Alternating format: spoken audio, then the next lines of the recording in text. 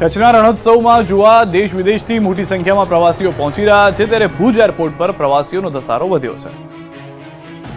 વિશ્વ પ્રસિદ્ધ કચ્છનો રણોત્સવ હંમેશા પ્રવાસીઓમાં આકર્ષણનું કેન્દ્ર હોય છે, ત્યારે આ વર્ષે પણ મોટી સંખ્યામાં પ્રવાસીઓ રણોત્સવ નિહાળવા કચ્છ પહોંચી રહ્યા છે, જેને લઈ ભુજ એરપોર્ટ પર પ્રવાસીઓની સંખ્યામાં વધારો થયો છે. પરંતુ પ્રવાસીઓની બેદરકારીના કારણે ફ્લાઇટની ઉડાનમાં મોડું થઈ રહ્યું છે. ભુજ એરપોર્ટ પર હાલ 3 ફ્લાઇટ ઓપરેટ થઈ રહી છે, જેમાં 2 ફ્લાઇટ ભુજથી મુંબઈ અને 1 ફ્લાઇટ ભુજથી અમદાવાદ વચ્ચે ચાલી રહી છે.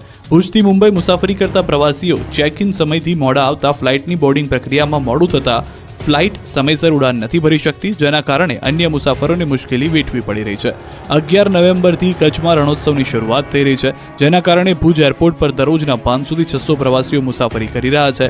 એરપોર્ટ ઓથોરિટી દ્વારા પણ મુસાફરોને અપીલ કરવામાં આવી છે કે તેઓ બોર્ડિંગ પ્રક્રિયા ઝડપથી પૂર્ણ કરે, ફ્લાઇટના સમયથી 1.5 કલાક વહેલા આવીને ચેક ઇન પ્રોસેસ પૂરી કરવા સૂચના અપાઈ છે, જેથી ફ્લાઇટના ઉડાનનો સમય જળવાઈ રહે.